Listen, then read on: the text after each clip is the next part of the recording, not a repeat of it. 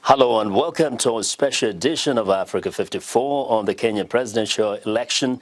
I'm Vincent Makori, managing editor of Africa 54. The polls are now officially closed in the tight race to elect a successor to President Uhuru Kenyatta, who is stepping down after a decade in power. It has been a close race between the top two candidates, Raila Odinga, an opposition leader in his fifth run for the presidency, and who is now endorsed by his former rival Kenyatta. The other leading candidate is William Ruto, Kenyatta's deputy, who fell out of favor with the president. Now, millions of Kenyans turned up in polling stations across the country on Tuesday to vote for a new president, despite technical glitches that saw various contenders unidentified by the Kenya Integrated Elections and Management. All four presidential candidates and their running mates cast their votes. Africa 54 anchor Esther Ewart has more. Tuesday's election is considered one of the most competitive in Kenya's history, with only 4 presidential candidates on the ballot. All 4 are promising to fight endemic corruption and uplift the standards of living for millions of Kenyans who have been hit hard economically. The top 2 contenders are longtime opposition politician Raila Odinga and outgoing Deputy President William Ruto. The other 2 are Professor George Wajakoya, a proponent of legalizing marijuana, and Pastor David Mwaure Waihiga. Ruto, 55, has served as deputy president under the outgoing president Uhuru Kenyatta for 9 years, while veteran politician Odinga, 77, has won Kenyatta's endorsement. Opinion polls just before Tuesday's vote showed the 2 men in a tight race, with Odinga having a slight lead over Ruto. In order to avoid a runoff, the winner must have more than 50% of votes, with at least 25% of the votes cast in half of Kenya's 47 counties. The Electoral Board indicated there are 22.1 million registered voters. Outgoing President Kenyatta and all 4 presidential candidates have asked Kenyans to maintain peace during and after the vote. During the 2007 presidential election process, ethnic tensions rocked Kenyans, and more than 1,000 people were killed for the first time in Kenya's history. The diaspora is voting in 12 countries that include the United States, United Kingdom, Germany, Qatar, Tanzania, Uganda, Rwanda, South Africa, the United Arab Emirates, South Sudan, and Burundi. Kenya's Electoral Board may announce the provisional results Tuesday night, but it will take a few more days before the final results are announced. Esther Ewart, VOA News, Washington.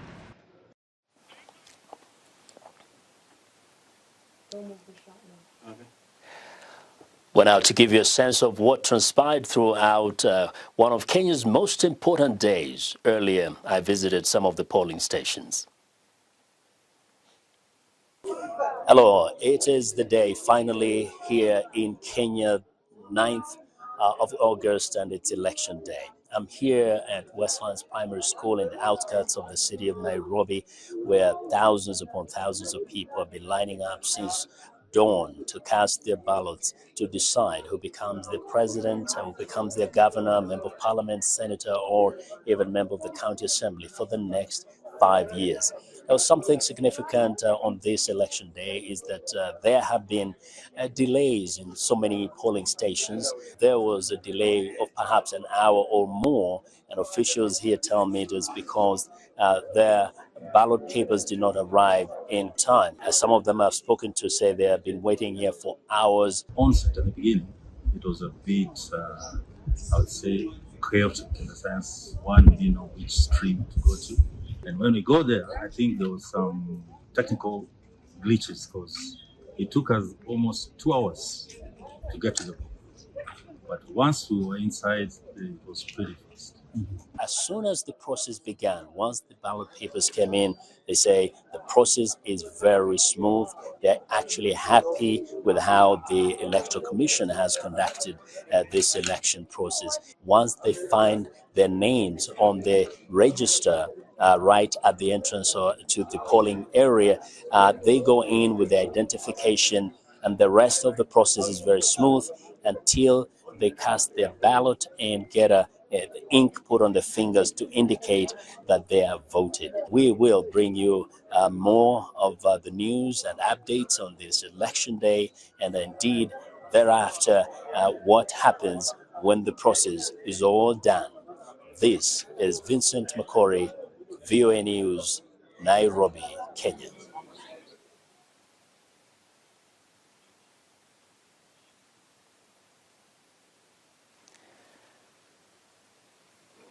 Well, here in Nairobi with me today are two guests, Professor Muchere Munene, Professor of History and International Relations, United States International University in Nairobi, and Irungu Houghton, Executive Director, Amnesty International Kenya.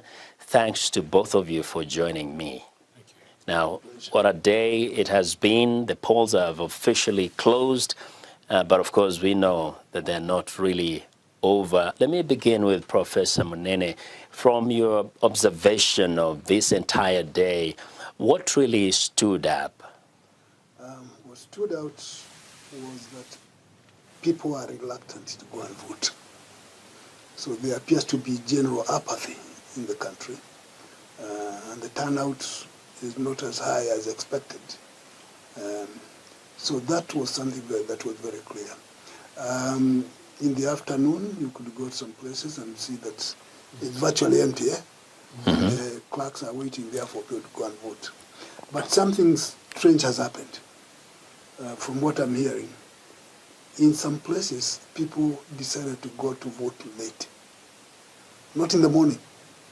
So as they were getting towards 5 o'clock, the number kept on increasing.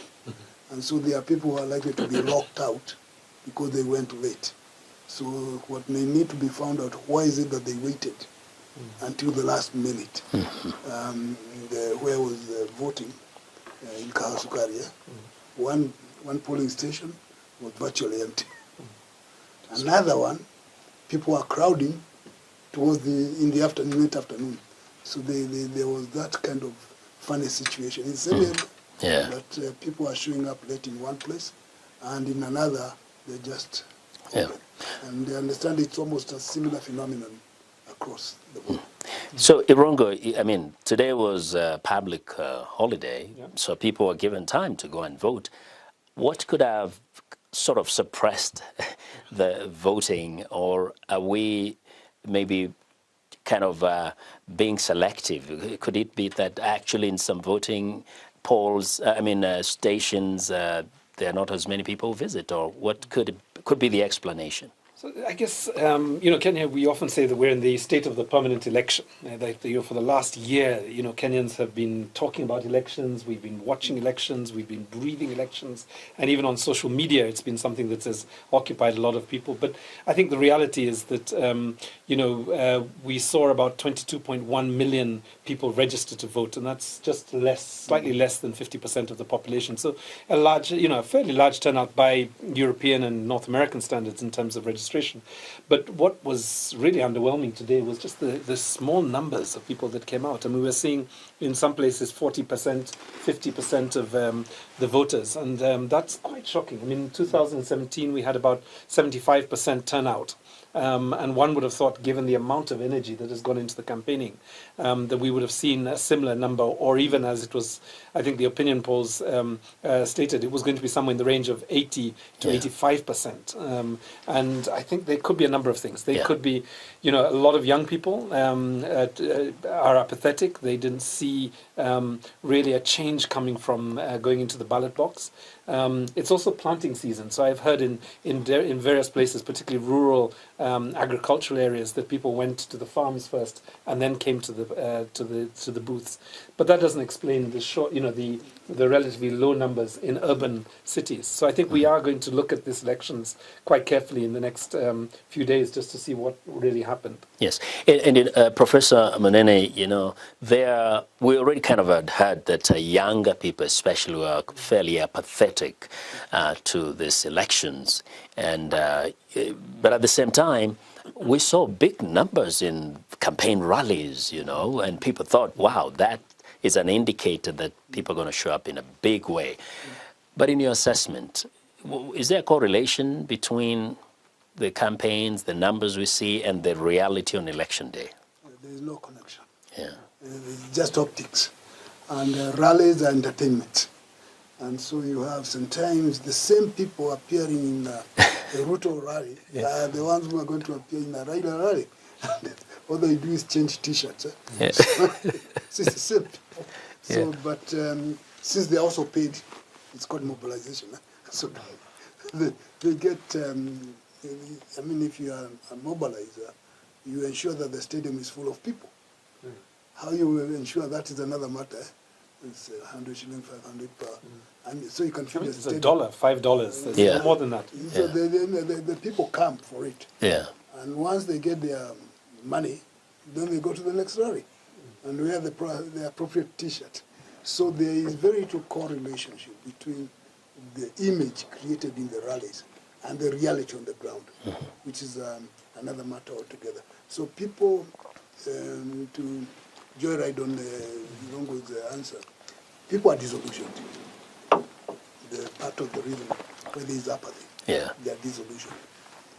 They are disillusioned because they believe they have been cheated before, and that this was also going to be another campaign rally, lie. And so they wonder, why should they wake up very early to go and vote for whoever, only to be disappointed by the behavior thereafter. Because people claim they have been very disappointed with those they elected, they did not deliver. So that's the factor in the apathy. They don't see the reason why. And actually, in one of our stories, we did encounter a young lady who said, I've been lied to before.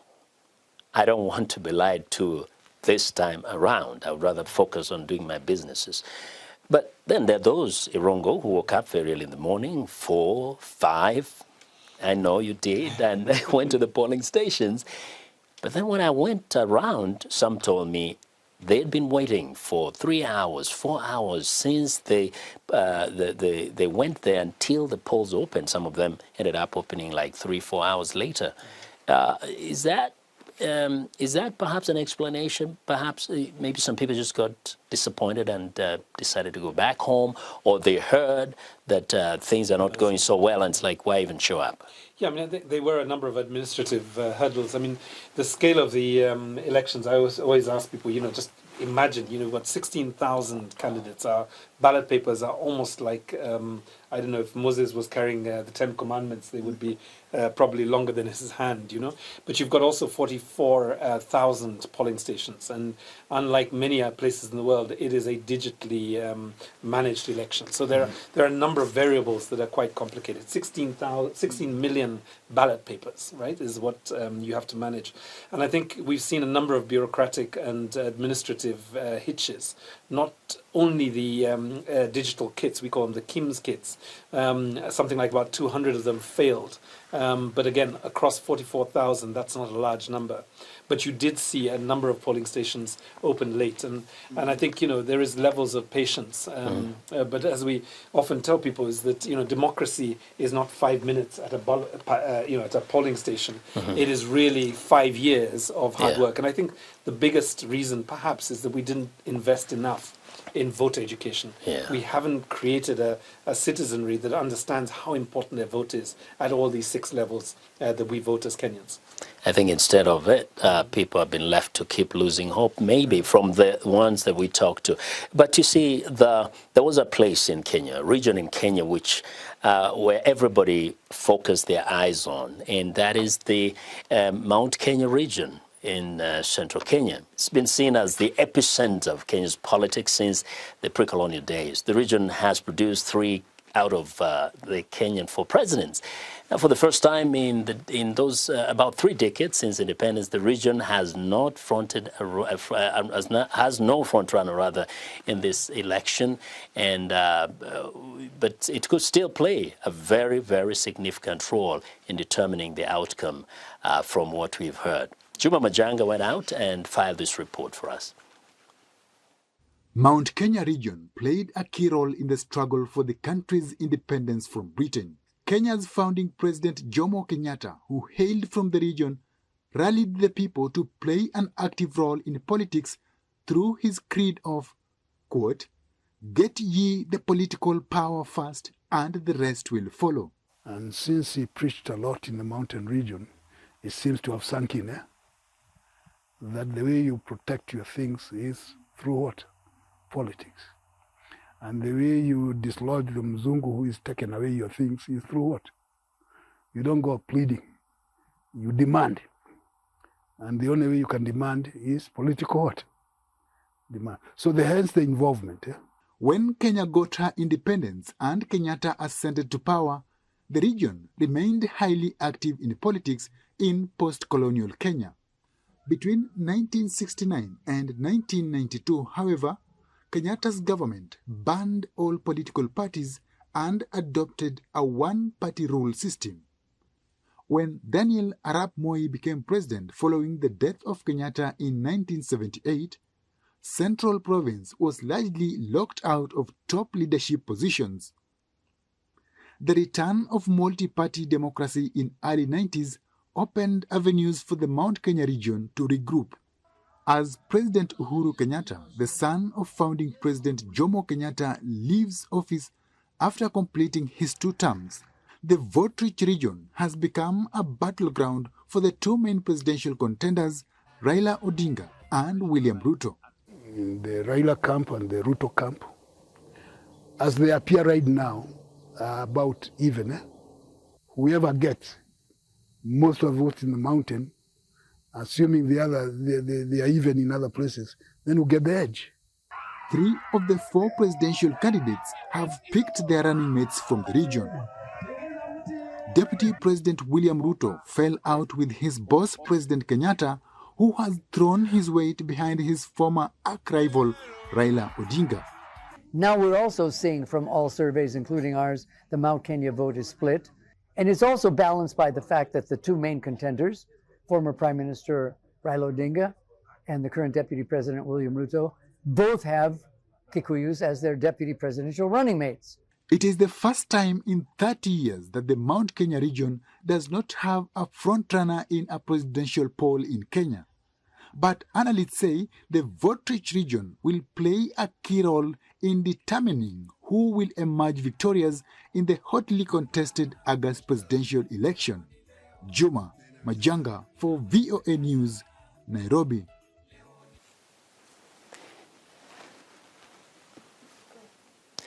Yeah, so, the central region of Kenya, the mountain, that has been a big story about climbing the mountain for both of the candidates, especially the main candidates, Raila Odinga and Mr. William Ruto, the deputy president. Some said he had already kind of climbed the mountain. But now looking at how things happen today, Professor Munene, and actually we had you being interviewed for that particular story, did today confirm from the numbers that central region of Kenya, the Mount Kenya region, would be significant if optics would be something to use to judge before we get the real numbers? Yes, if what we are hearing holds, the turnout is low everywhere, but the mountain region is about 46%, which is higher than some other places. Therefore, it is going to be a determinant if that holds. If it is true that the projection turnout in Nyanza is 38, if it holds that way, then 46. So that's a big difference in terms of projections. Now, it will be the determinant in favor of Ruto, if it's made that way. If it was the other way around, then it would be a determinant in favor of Raila. But right now, it seems to be a determinant in favor of Ruto. Now, Ruto has been at it for a long time, selling his position, being seen. He took advantage of very interesting development in the country, whereby the mountain people felt as if they were neglected. Okay. Quickly, I wanted to ask Rongo, why is it that that is so important to everybody that they needed to get a running mate from central Kenya?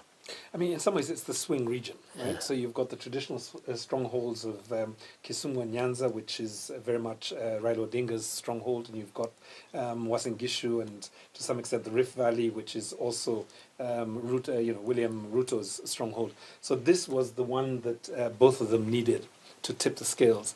And it's too early. I mean, we're literally a few hours since closing of the poll to get a sense of where this is going to go. But I guess the numbers of that have turned out really are quite surprising for us, and it will depend a little bit on what the numbers are from different parts of the country. The stronghold of William Ruto, but also the other parts in Nyanza as well. Yes, that's what will give us the results really. Yes, Professor Manene, one other question that Kenyans have asked those I speak to. It kind of ties in with what the candidates have been talking about, creating a country, not of 45 different ethnic groups, but of one people.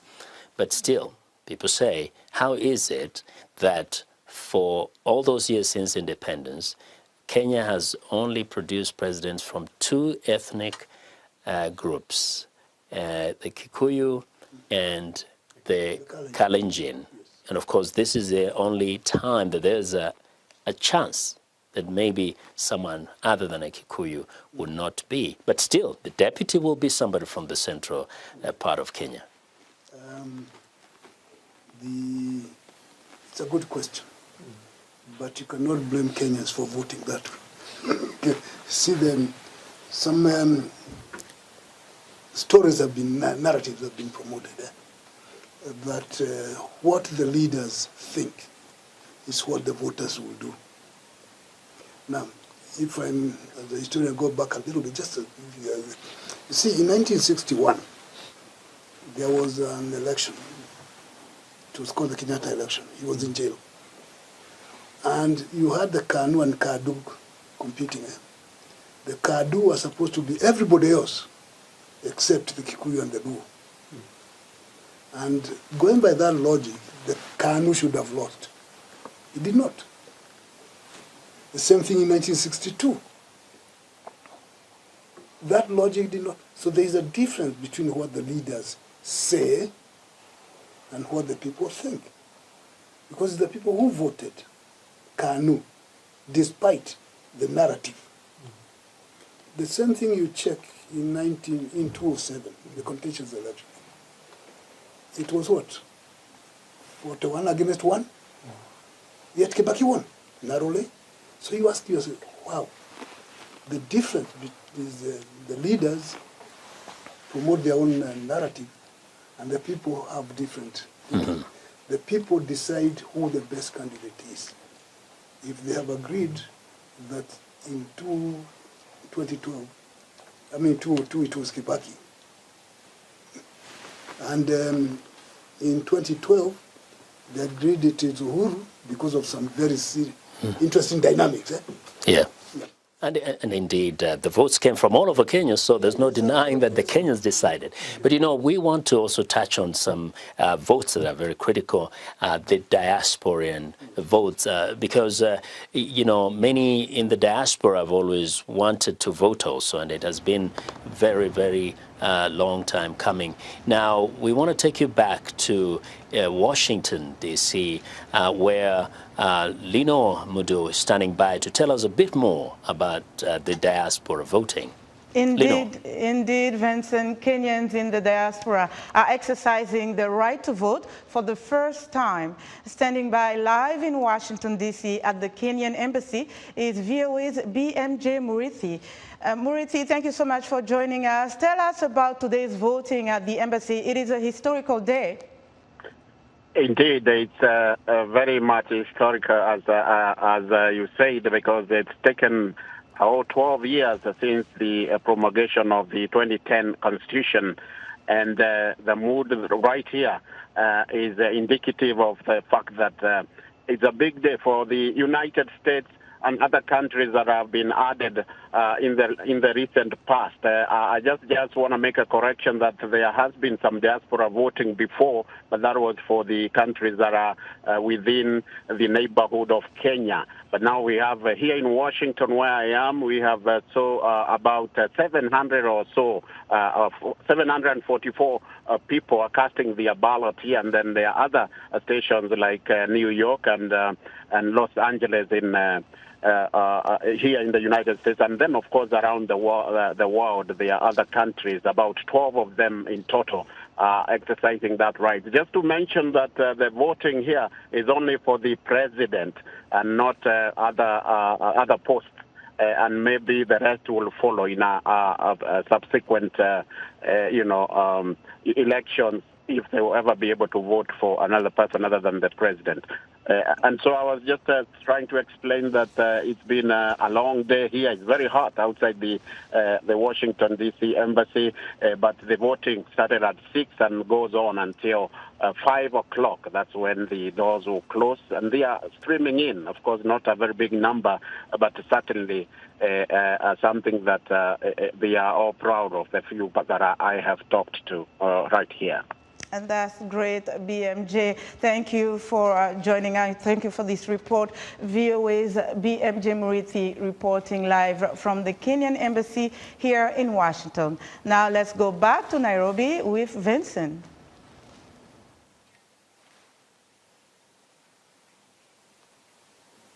Thank you, Lino. I want to come back here.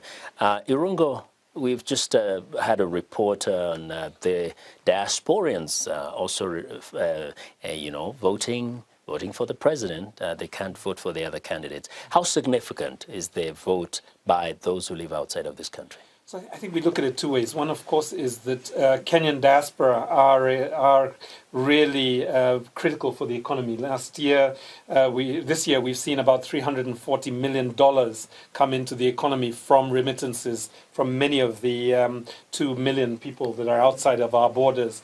And, that figure keeps going up. It's a 7.6 increase over 2021. So this is an important economic constituency, and I think what's so exciting for me as a Kenyan is that they are also able to have a say in how, and who becomes the next president of the republic. But I think, just put it in context, there are about 10,744 registered voters. It's a very small number, and in some ways could be the size of a ward, which is a subset of a county, one of the 47 counties that we've got. I want to give you the last word, Prof.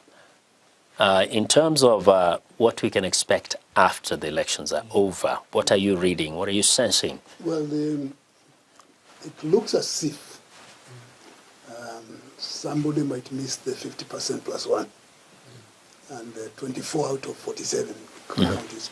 Yeah. If that happens, then we are going to have a runoff. For the very first time in this country. Thank you. And that's all the time